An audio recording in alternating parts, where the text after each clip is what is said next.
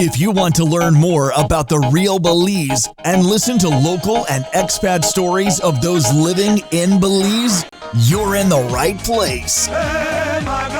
This is Belize Talk Radio. Please welcome your host, Belize and international real estate expert, Macarena Rose.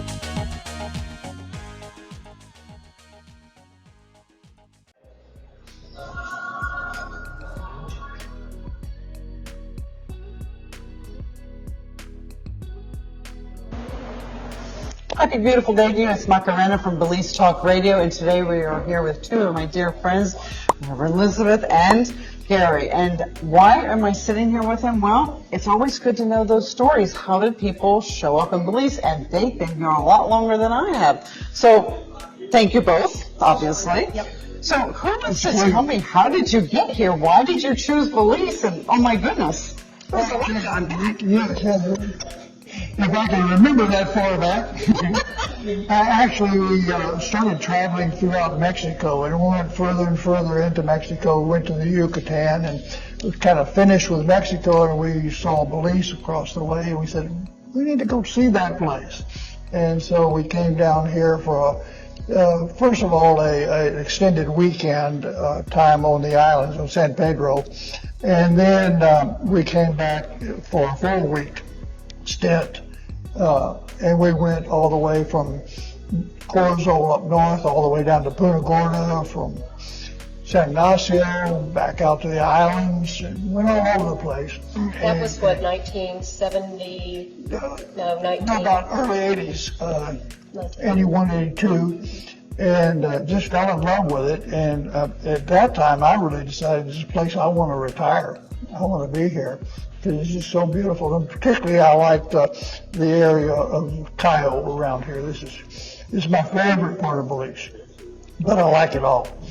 So after that, we came down and lived for a year from 87 to 88. After that, we bought our farm in 1993, a little over 100 acres, and through a friend of ours, we were convinced to start planting lychee trees, which they didn't have down here. Lychees are a fruit, and our friend was telling us that the world demand for lychee always exceeds the world supply, so it's a good product to be raising. So we had to import trees, which was quite a big deal. We started out bringing them from as far away as Australia, Hawaii.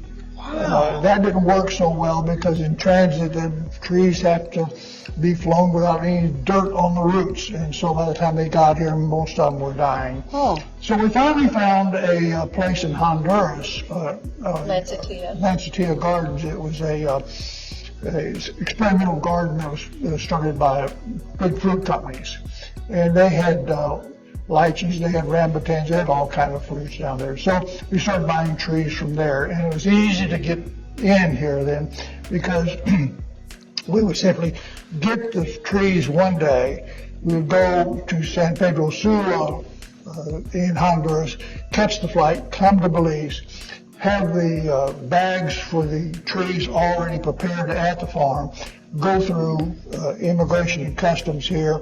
They would always want to look at the trees and make sure there's no dirt on the roots and everything. Zip through there, come up, plant the trees the same day. Oh my Lord. So it worked out fine. Well, you've seen our farm. I have. And now I'm thinking of all those trees. That was a real labor of love. It was a long time, and we planted over 1,000 trees. And then we finally found out there were some trees in Belize. They were up around near Orangewong, and we got some more trees from there. But we got a start, and then we had to introduce the fruit to the populace down here because they'd never seen or heard of a lychee. So we started giving away a lot, and we sold in the market. But it caught on. It caught on nicely, and we got to the point where whenever we went to market, we sold every bit of fruit we brought. And I always knew when I moved here probably 2 decades ago, the Lychee Man. The Lychee Man's coming to town. The Lychee Man, and I'm like, wow. Famous man. Yeah. And so like when I got to then meet you, and I met the famous Lychee people, I was like, wow. It's amazing. We go places now, and people were like, Mr. Gary, and we're like, I don't know who this person is, but they know him from his time of selling lychees, because he would sell out at the market, and everybody knew who he was. So they still do. Yeah, it's great. We were just down in Placentia, and that happened. Yeah.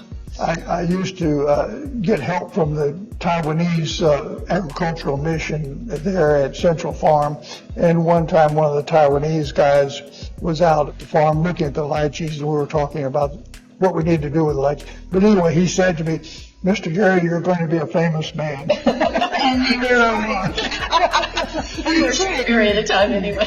but it shows that you can come to Belize, and if you're looking to farm or you're looking to do something, and you can come with new ideas, right? Because this was a novelty, this was a new idea. Right. But you did it the right way, in my opinion, was that to teach it to the populace, and then slowly, It takes patience. educate, right? And it's It takes patience. all good things take little by little path, right? Yeah. And so but so then you also did bees. We did bees and we did coconuts. And so what we would do with the coconuts is we would just sell the coconut nut. We didn't sell oil. We didn't sell the water. We sold the whole nut. We sold the nuts to people who made the fruit, the oil, and did the water, but then we just sold the nuts. And then the honey was really special because the honey that was made during the season of the year when the lychees were blooming had a lychee flavor to it. And it was exceptionally good honey. So we had good luck with that. Yeah. Good quality. We had, 60 hives or 100? We had about 65 hives He's at the one farmer. time. He's the farmer. He's the farmer. But then, ultimately we sold the farm, and I was there. You were there. Yeah, right. Keller did I it. remember you. It was about 3 years ago. Yeah. Yeah, and that's how I actually first ever, I knew you were the famous Lychee Man, but then I got to actually meet you both, and that was a blessing too. Yeah. But then after my retirement, Liz was down here at that point in time. She had been ordained as a deacon, and ultimately then ordained as a priest, and now she's also been made a canon. And so she's the one in the workforce now, and I'm just on the sidelines. He's on the sidelines playing golf every day. I saw you working in church tonight. Yes, He does. I'm a He's the helper. helper. You're the helper. You're sweet. Well, that's the best kind of relationship, right? Yeah. It's a wonderful But relationship. there's, if you have the desire and the love of Belize, you can make it work here. You just have to have the patience to see it through. It's not going to happen overnight.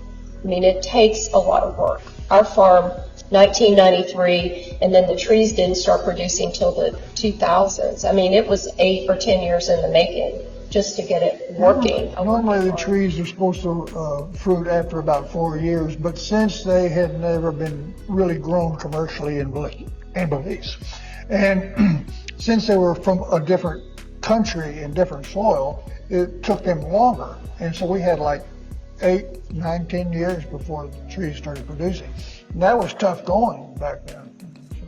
But it worked out in the end. So you have to be patient. You have to be What's patient. nice is it allows you to get into the community too. I never wanted to be an expat that just hung out with expats. It's like, why come to another country if you're not our best friend? We're Belizean, right? We're residents. We've applied for our citizenship. The people here are awesome. There's just such a love of country. There's a patriotism here. There's a love of God here that there are other places where it's not as open. I think maybe that's the best way to say it. Right? Is open. It's a lovely place to be, and I can't imagine, living out my life anywhere else. Anywhere else? Yeah. Yeah.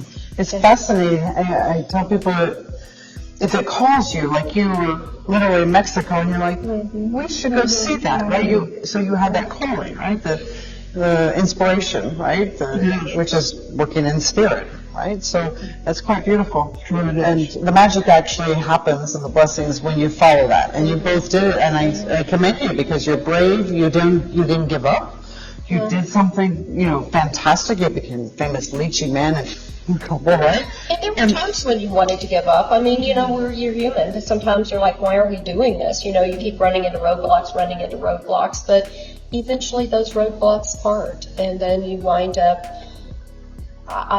the view we have every morning, I wouldn't give up. The view and the sounds, we live surrounded by the sounds of nature. It's just wonderful. Yeah. Every morning you get up, you hear the birds, it's just beautiful. Yeah, that's not a bad way to wake up, is it? Have a coffee and hear that. And so one of the reasons I wanted to share with people your story is that you all have done it successfully. You did it, the paths, the trials, tribulations, those happen anywhere. But you can always see this is where you wanted to be. Right. So it's a moot point, right? You just keep moving forward. Right. Right? You make it work. You make it work. And the fact that, there's many people all over the world that look and come from all sorts of different faiths. And what I love about Belize is, we're here in the Anglican Church, right? And you're a canon. Yeah. I mean, you can have all sorts of faiths and we all come here to one, right? So there's many different churches. There's a lot of different churches in Belize. And different faiths. And I do we really are one people. That's right. It doesn't matter. We're just all one. Yeah. We're one people in the nation. We're one people in God. We just, it's very peaceful internally. It's very peaceful. And that's what I love about it. Yeah.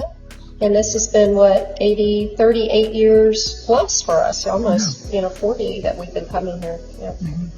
So I'm very grateful to be here, and I'm grateful to have met you. And it's amazing the people you meet, and it's like, oh, how have I not met you before? And there's just a lot of wonderful people from all walks of life, from many nations. And I always said it reminded me of maybe how New York was. It's like a small melting pot, right? There are people from all different walks of life, from all different nations, all different cultures, and we all live together in harmony.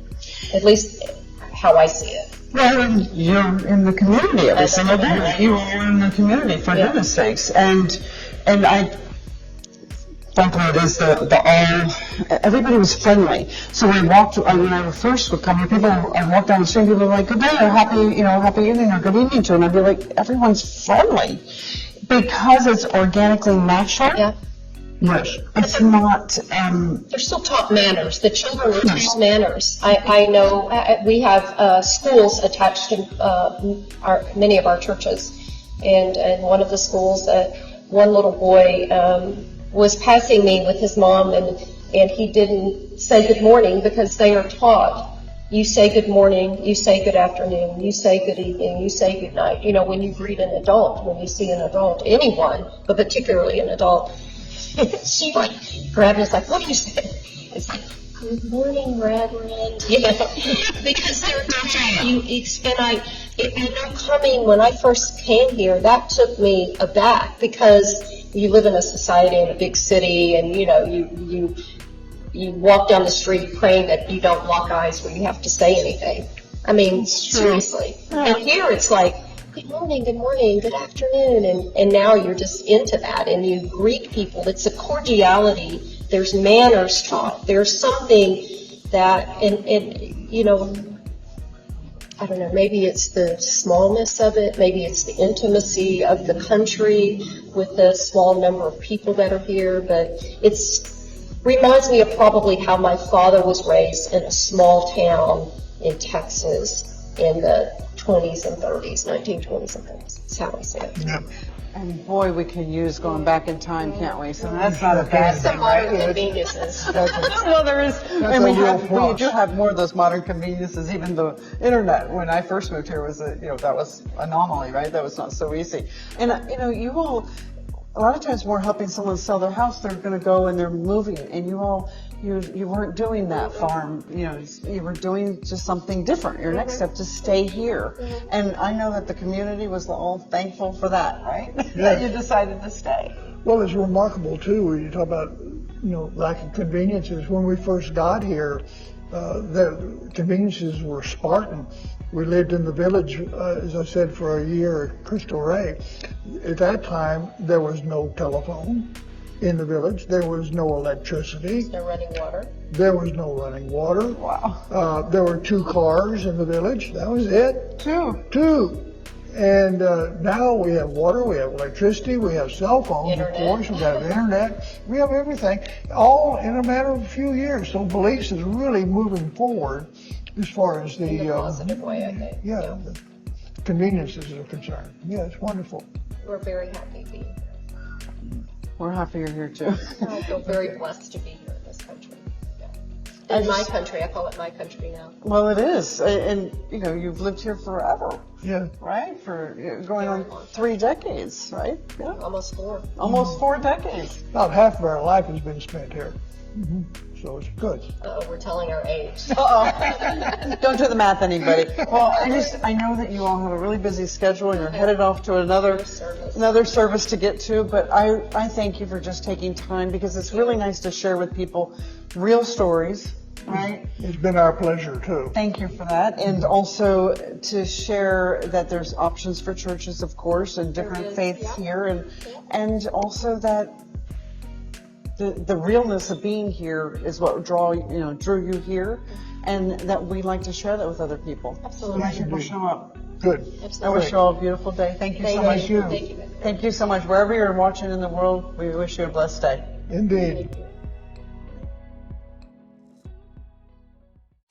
Thank you.